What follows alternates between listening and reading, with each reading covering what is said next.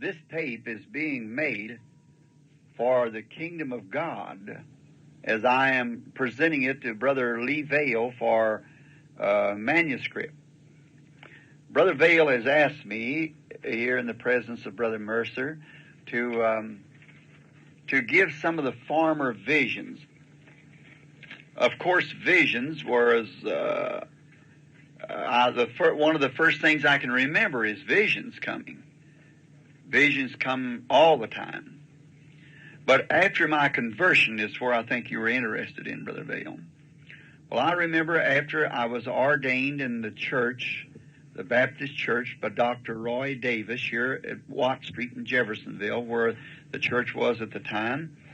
I remember one outstanding vision, not over a few weeks after I'd say a few days after my ordination. I saw a vision of an old man that was laying in the hospital that was mashed. He was a colored man. And he was instantly healed, insomuch that it caused a lot of confusion. And he got up out of the bed and walked away. And about 2 days after that, I was cutting off services, non-paid services in New Albany, water and gas and electrical bills. And I was so filled with joy every time I'd find an old house, I'd just go in and pray, where no one lived. And I remember telling Mr. Johnny Potts, which is living today. He's way close to, I guess, to 70 or 80 years old. He was an old meter reader. And they'd taken him off of meter reading then and had placed him at the desk to take complaints and things as you entered the door, and service calls. And I was telling him what the Lord had showed me. And he had been once in a while picking up a few stray meters that the regular man didn't get. And in this, he was telling a man, which I'd seen in the paper, where they had an old wagon in those days, drove 2 horses to pick up garbage and trash in the alley. There's an old colored man by the name of Mr. Edward J. Merle.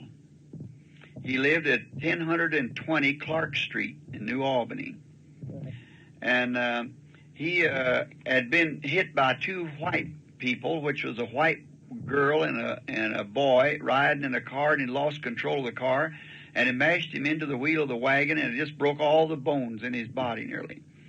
And they through his chest part especially, knocked his back out of place, and they had him in the hospital very bad. And Mr. Potts, passing through the hospital there in New Albany, had told him that about the Lord dealing with me, and he sent for me to come pray for him. And immediately I thought, that's the man that I have seen in this vision.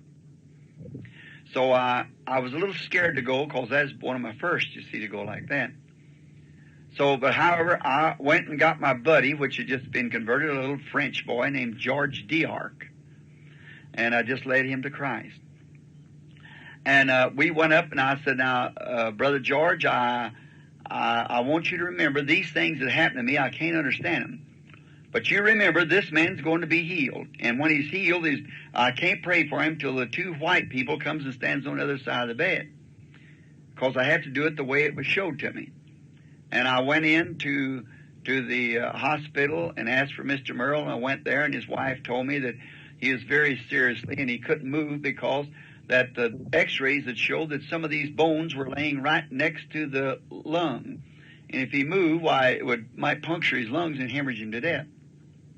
And he was very bad, and it was hemorrhaging a little from his throat and so forth, because he was bleeding around the mouth.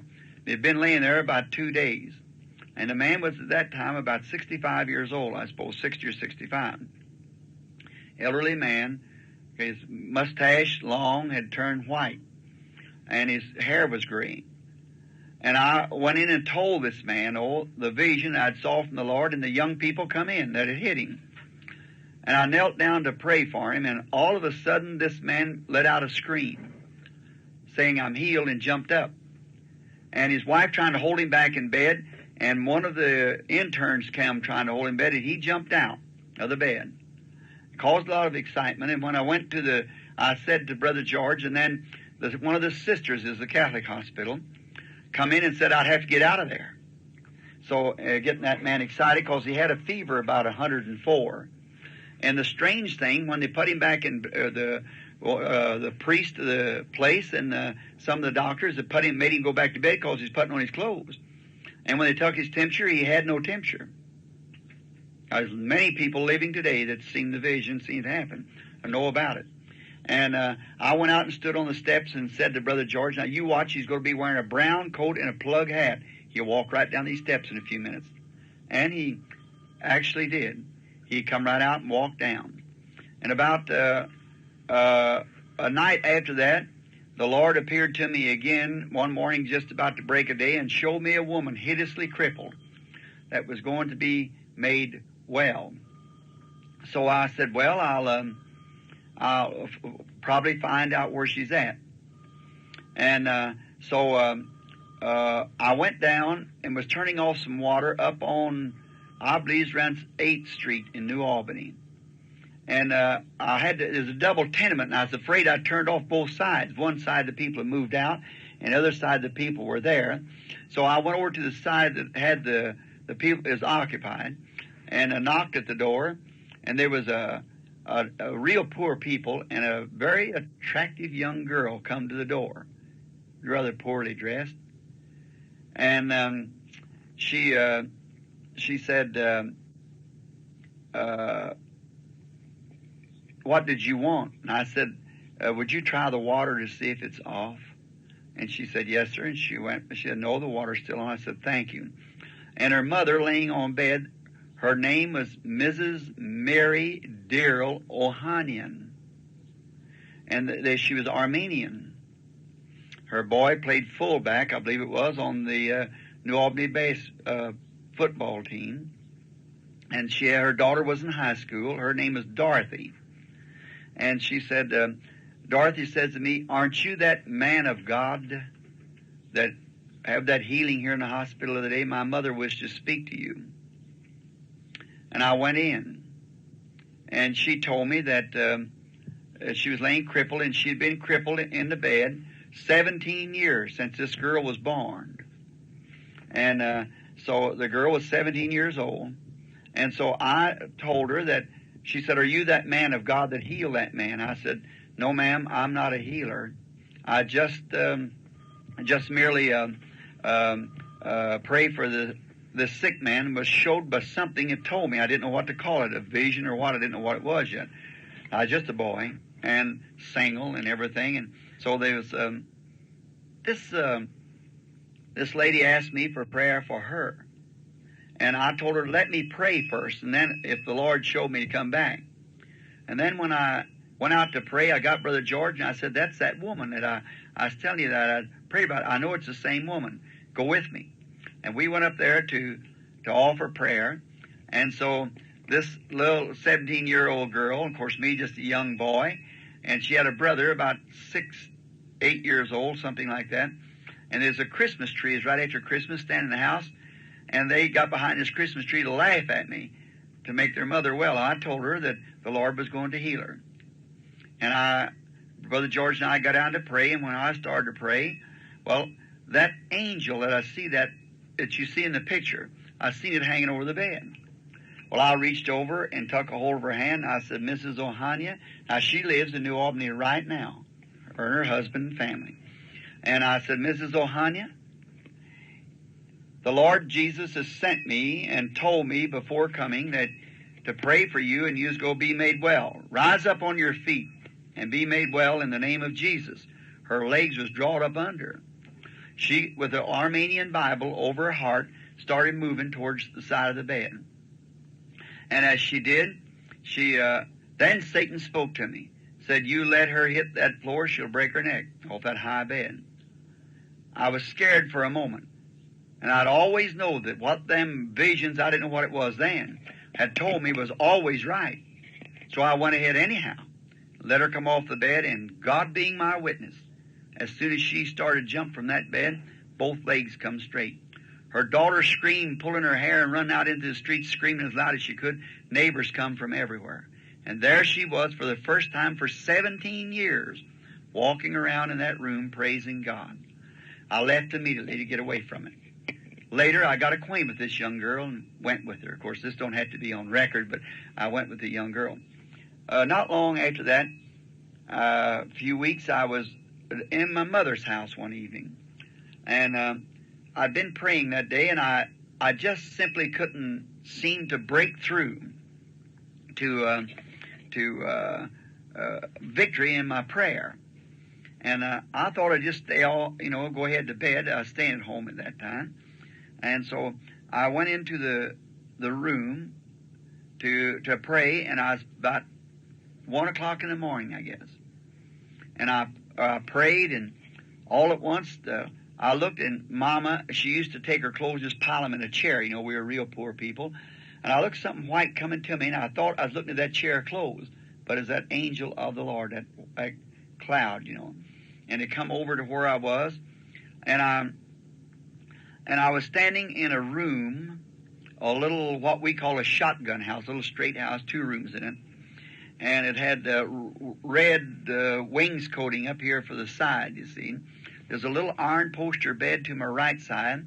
There's a black-headed woman standing against the one room, went out into the kitchen. She's standing against that kitchen door, weeping. There was a father standing to me and had brought me a baby that something had been laying on his little chest, and his left leg was wound around till it was laying up against his little body, and the right leg wound vice versa, both arms wound up too against his body, and his little body was twisted and wound up till it right here at his neck. And I wondered, what does this mean? And I looked sitting down to my left, and there sat an old woman, taking her glasses off and wiping them from tears or something on her glasses. To my right, on a red duofoil, which was a match to the chair, sat a young blonde-headed boy with curly hair looking out the window. And I looked standing way over to my right, and there stood in that angel of the Lord. And he said to me, "Can this baby live?" And I said, "Sir, I don't know." He said, "Lay your hands across it, it shall live." And I did, and the baby had jumped down out of the arms of the father, and the little right leg untwisted, and the right side untwisted, right arm untwisted. It made another step, and the other side untwisted, made another step, and the other side untwisted, the body, middle part untwisted. And he put his little hands in mine and said, "Brother Branham, I'm perfectly whole." The little baby was wearing blue corduroy coveralls or overalls, little bibbed overalls, and he had brown hair and a little bitty tiny mouth. And then the angel of the Lord told me he was taking me somewhere else, and I was carried way away. And he set me down by the side of an old graveyard and showed me the numbers on a tombstone near a church. And he said, "This will be your directing place." He carried me into another place, and there was looked like it had been a little town with about 2 stores in it, and one had a yellow front, yellow bordering on the walls.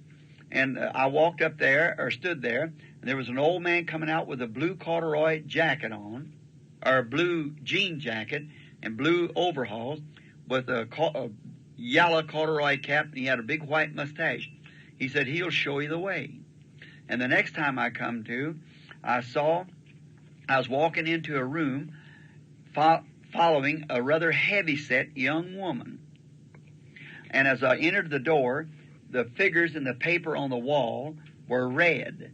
Up over the door had a sign, "God bless our home." There's a big old brass poster bed laying to my right side, and a chunk stove sitting at the left. And over in the corner laid a girl of about 15 years old, and she'd had polio or something that had drawn her right leg up and her foot turned sideways and is drawn under, and she looked like a boy. Only she had hair like a girl, and she had a heart-shaped lips like a girl. And he said to me, "Can that girl walk?" And I said, "Sir, I do not know." He said, "Go put your hands across her stomach." Then I thought it was a boy, sure enough, because he had me put my hands across her stomach. I did as he told me, and I heard somebody say, "Praise the Lord." And I looked up, and when I did, this girl was raising up. And when she raised up the pajamas she had on, her pajama leg come up and it showed a round knee like a girl's knee and not knotty, you know, like the boy's knee. And I knew it was a girl. And she had on her pajamas, and she come walking to me, combing her hair. She's blonde, combing her hair. The girl lives in Salem today, married and got 3 or 4 children. And her mother and father are still there also. And so I come to. And I could hear somebody saying, Brother Branham, or Brother Bill. Oh, Brother Bill. And my mother was calling me. And I thought, I could hear one way of coming out of that vision, you know, kind of droggy. And I said, what do you want, Mom? And in the next room where she's sleeping. And she said, there's somebody knocking at your door. And I heard it, Brother Bill. And I opened the door. There's a man stepped in.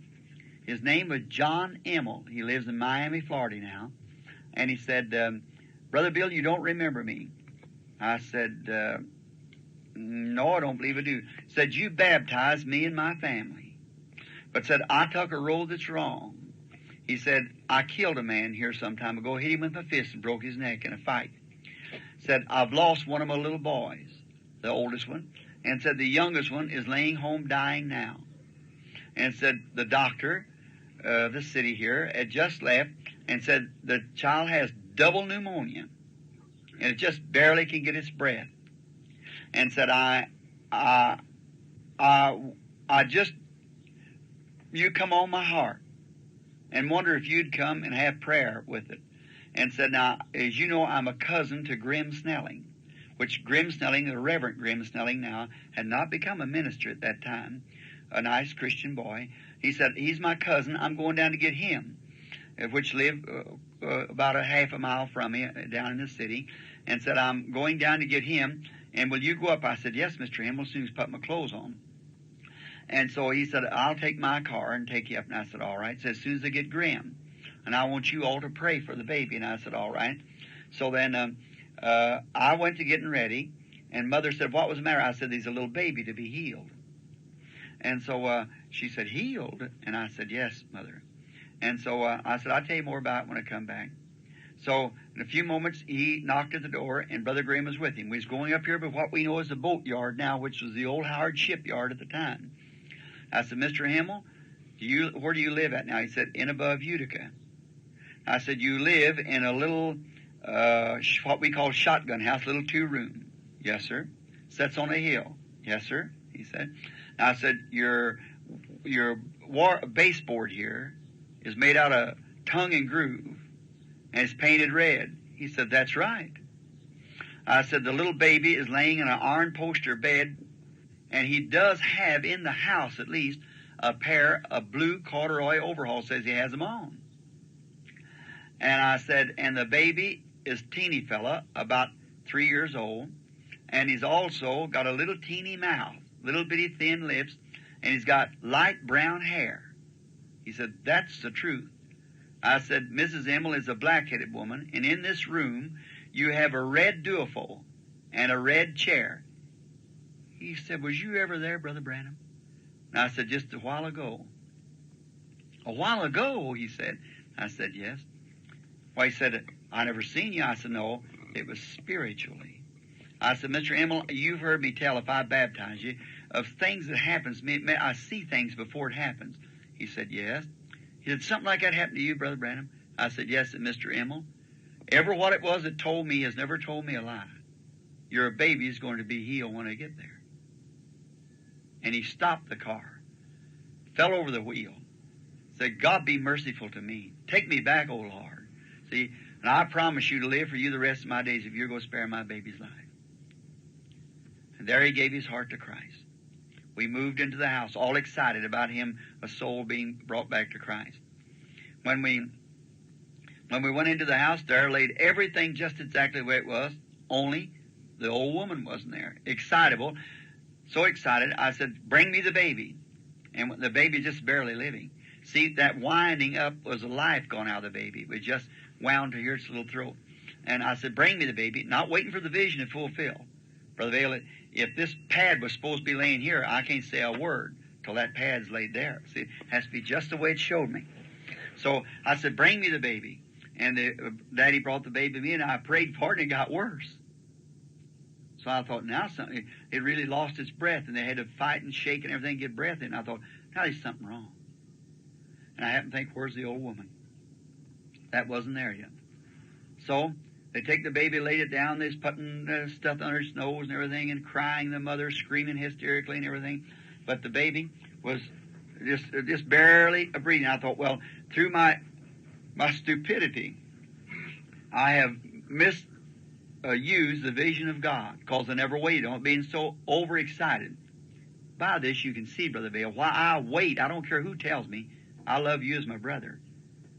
Brother, don't ever try to tell me something to do when I feel that I've got the will of the Lord. See, no matter how well it looks the other way, I'll wait for Him. See, and so I learned a lesson right here, many years ago, and to do exactly what He says, and don't do it till He says it's ready to be done.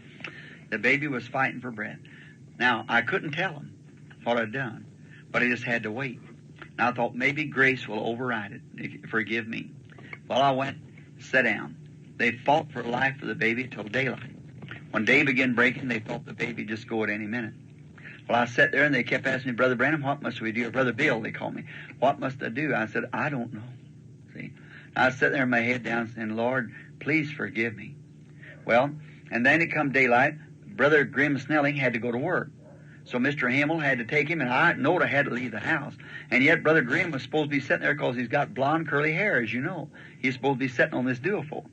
So I was sitting there where Brother Grimm was supposed to be sitting, but the old woman wasn't there. There's no old woman at the place. So I sat there, and so Mr. Himmel got his coat on. Then I noted if Brother Grimm left, hard to tell when he'd ever be back. See?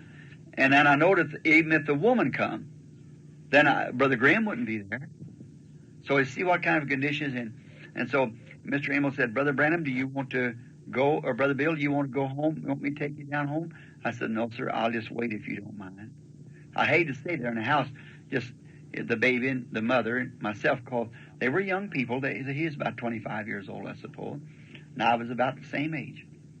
And I said, no, I'll just wait if you don't mind. He said, it's all right, Brother Bill. And so the mother walking the floor hysterically and crying and everything, you know, and the baby's just worse. See, just looked like any minute just kind of catching his breath like it's going. That's all his breath is in it, and nothing. They didn't have penicillin and things them days, you see. So they just put plasters on them and things like that. But the little baby had it for several days and it was gone. See, or going. And then I sat down there and I thought, if Grimm got his coat on, and he started to go out the door, and he said to his wife, he said, now we'll be back just a minute. And I thought, oh God, then I'll have to stay here all day, maybe all night again, you see, waiting for that vision. What can I do? And I looked out the window, and coming around the house come the baby's grandmother, and there, I didn't learn later it was the grandmother, and she had on glasses. I thought, this is it, Lord, if Grimm just don't go out the door. So she always come to the front door, but somehow they don't even know it yet. But she went to the back door to come in the kitchen. And she walked in the kitchen, the little old house, and as she got to the door, her daughter ran over there and kissed her, because it was the daughter's mother, you know, and kissed her and Brother Grimm. And then she said, is the baby better? She said, Mother, it's dying. And she started screaming like that, and her mother crying. Then I thought, if this will just work, now if Grimm don't go out, and I raised up and I couldn't say nothing, you see, just wait. And Brother Grimm walked around. I got up so he could sit down. And that was some of his relation, you see. So he just started crying too and sat down on the duophone where he was supposed to be sitting. I thought, now if that old lady will just come around and sit down in this red chair. And I got back to the door where Mr. Himmel was standing with his overcoat on and ready to go out. Real cold weather, blizzardy cold. And I thought, and the old lady sat down in this chair, and Grimm sat down and ducked his head down, and the mother of the baby put her hand up on the door and began weeping. Just exactly the vision. And the old lady sat down, and instead of it being tears altogether on her glasses, coming from the cold, it fogged them. And she reached in her little briefcase and got a little handkerchief out, or a little satchel, and started wiping these glasses. Brother, that was it. I said to Mr. Emmel, Mr. Emmel, you still have confidence in me as a servant of Christ? He said, I sure do, Brother Branham. I said, I can tell you now, I spoke ahead of the vision a while ago. That's why it didn't happen. If you still got confidence in me, go bring me your baby. Oh, my. I seen it was right then, you see. Go bring me your baby. He said, I'll do anything you tell me to do, Brother Bill. I won't be afraid to pick it up, because when I picked it up, it just went, the breath altogether left it. Brought the little baby up to me, reached and got it in his arms. Brought it up to me and stood there. I put my hand on it and said, Lord, forgive the stupidity of your servant. See, I spoke ahead of your vision. But now let it be known that you're a God of heavens and earth. No, when we were sitting there, the little baby threw both arms around his daddy and began screaming and crying and said, Daddy, I feel all right now. See, I said, Mr. Himmel, let the little baby alone. It'll be 3 days before it leaves it, because it made 3 steps unwinding. I went home. I told it in my church. I said, I'm going back. As on Monday. I said, Wednesday night before church, I'm going up there. There's poor people, and we made them up a basket of groceries to take to them. So I said, I want you all to go. And when I go there and you get around the house, and when I come to that place, to where that house is, you watch and see if that little baby don't come across the floor with a little mustache made here where he's been drinking chocolate milk or something, you see, and put his hands in mine and say these words, Brother Bill, I'm perfectly whole. This little 3-year-old baby. Watch and see if it don't happen. My wife now, Mita, way before we were married, so she was in the bunch. And a truckload went and placed themselves around the house, see, to see me when I drove up in the old public service company truck that I had home that night. I didn't have any car of my own, full of tar in the back and things, you know, where I've been hauling it that day and fixing things. Drove up in front, stopped, went up on the porch, knocked on the door, and they didn't have no rugs on the little old floor. And the mother come across the floor and said, Why, it's Brother Bill, like that. And the people were looking at the windows at the time to see what would happen. And in the corner playing was this little boy the third day. I stopped, never said a word, and he comes strolling across the floor. Put his little hands up in mine with the little, been drinking chocolate milk, his little mustache like a crosshair from the chocolate milk. Put his hands up in mine. Said, Brother Bill, I'm perfectly whole. And that night at the church I told it, I said, there's a cripple girl somewhere that's needy. I said, church, I don't know what these things mean. I can't tell you. And so I was working at the public service, and I remember one day, about a week after that, I started to leave the building, going out. Mr. Herb Scott lives here in the city right now. He was my boss. And he said, I started down, he said, Billy, and I said, yeah. I said, before you leave, I've got a letter here for you. I said, okay, Herbie, I'll pick it up in a minute. And so I went over to get my other work. I was checking up. So I went over to get my other work done. And when I did, I remember that letter, and I went and got it and opened it up and said, Dear Mr. Branham, see, said, my name is Nail. I'm Mrs. Harold Nail. We live at a place called South Boston. And said, we're a Methodist by faith. And I happened to read a little book that you wrote called Jesus Christ, the same yesterday, today, and forever, a little pamphlet. And we were having prayer meeting in our house the other night, and we have heard of you having success praying for the sick. And said, I have an afflicted daughter, 15 years old, said that's laying on the bed of affliction, and somehow I just can't get it off my mind that I should have you to come pray for this girl. Would you please do it? Yours truly, Mrs. Harold Nail, South Boston, Indiana. I said, you know, that's the girl. That's her. I went home, told my mother, told him about it. I said, that's the girl. And then that night at church, I said to the church, I said, here's that place. I said, anybody know where South Boston is? And Brother George Wright, you all are acquainted with him. He said, Brother Branham, I think it's down the south. So the next day, 2 friends of mine, and my wife, which now is, and a man and his wife from Texas, their name was Brace, Ad Brace. He lives down here now in below Milltown, farmer. He was a rancher out in the west, and he had moved here to be close to the church. And I'd prayed for his wife, and she had been healed of a tubercular condition. And so he wanted to see this happen. I said, you go with me and see if it don't happen just this way. So the lady had never seen a vision, Mrs. Brace.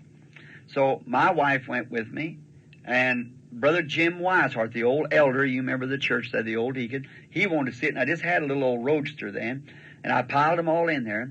And we went down below New Albany, and I found this sign, and I come to find out it wasn't South Boston, it was New Boston. So then I didn't know where to go. So I come back up to Jeffersonville and asked somebody, and somebody went to the post office, and they said, South Boston is up above Henryville. So I went up to Henryville, and I asked there, and they said, turn off on this road. It's about 15 miles back where these knobs here. You find a little place, you'll be careful, you'll miss it. Said because it's just one little store, and the store's got the post office and everything else in it. South Boston. Over in these knobs. These 17,000 acres of them knobs in there, you see. And this is over behind it in the hills there. So we went on riding along, and all at once I felt real strange. After being driving 5 or 6 miles, and I felt real strange. And I said, I don't know. They said, what's the matter? I said, I believe that one that talks to me wants to talk to me, so I'm going to have to leave the car. So I got out of the car, and the women sitting on women's laps, and everything, that little old roadster. And I got out of the car and went around behind the car. Now I bowed my head down, put my foot up on the bumper in the back of the car. And I said, Heavenly Father, what would you have your servant know? And I prayed, nothing happened. I waited a few minutes, and I thought, well, usually where there's a crowd like that, I have to get to myself. And so I waited a few minutes. And I happened to be attracted to look over there. And I happened to think, well, look here, here's that old church sitting down here. And if you ever at it, it's a Bunker Hill Church. And I looked over on the side of Bunker Hill Christian Church, and there was a tombstones of the graveyard right in front of the church. And I went over there. I said, now, you all got them letters. I've never been in that country before in my life. Never was in above there anywhere in my life. And I said, you get them names and numbers and come over here and sit there and say one on this tombstone. And there it was, just exactly. I said, that's it. We're on the right road now. I said, that's the angel of the Lord. See, I passed right on by it and not know it. So, he's perfect. And so we rode on and on. Directly I met a man, and I said, could you tell me where South Boston is, sir? He said, you jog to the right and the left, and, so forth like that. And we just kept on going. So after a while, I noticed I come into a little place, and it had a kind of a little village-like, and I looked, and I said, that's it. That's it right there. I said, there is there's that yellow storefront. And I said, now you watch. A man is going to come out of there with a blue overalls on, a yellow corduroy cap with a white mustache, and tell me where to go. If it ain't, I'm a big storyteller. And so there's all waiting. And I drove up in front of the place, and just as I drove in front, out come the man with the blue overall suit on, and the yellow corduroy cap and the white mustache, and Mrs. Brace fainted in the car. Seen it come to pass like that. And I said, sir, you're to tell me where Harold Nail is. He said, yes, sir. Said, did you come from the south? I said, yes, sir. Said, you passed it about a half mile down the road. You turn the first road to the left. You go up and you find a big red barn, and you turn in there at that red barn. Said, it's the second house on your right as you turn up that little lane-like road. I said, yes, sir. He said, why? I said, he has an afflicted daughter, doesn't he? He said, yes, sir, he does. I said, the Lord is going to heal her. And the old man started crying.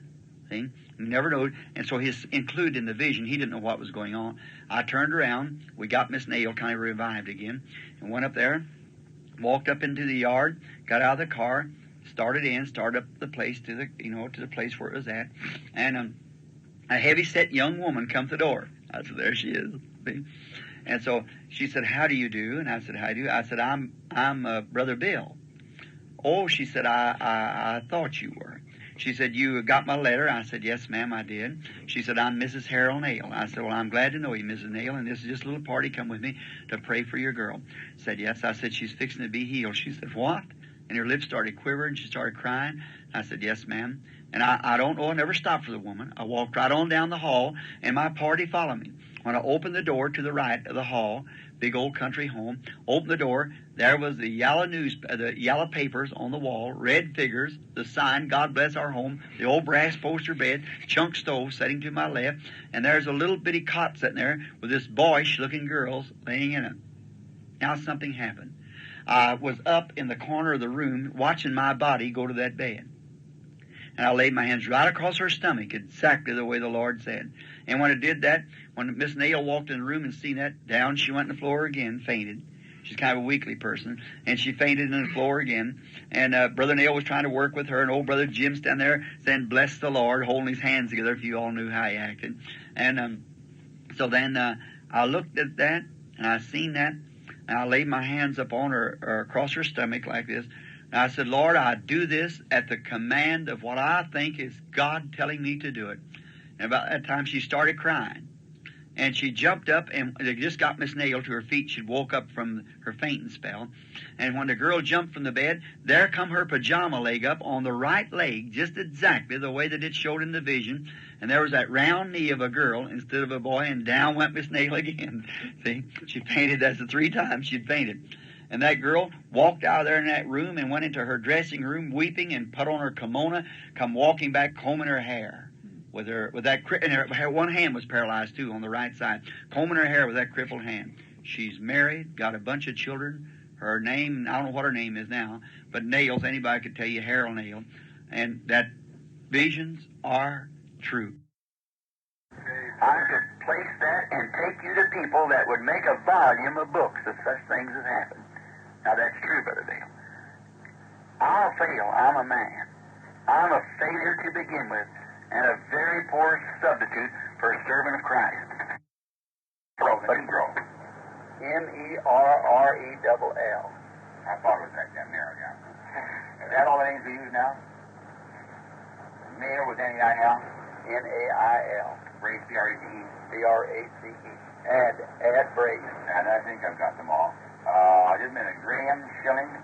Graham, G-R-A-H-A-M, S-N-E-L-L-I-N-G. Oh, Schilling. Yeah, we got it.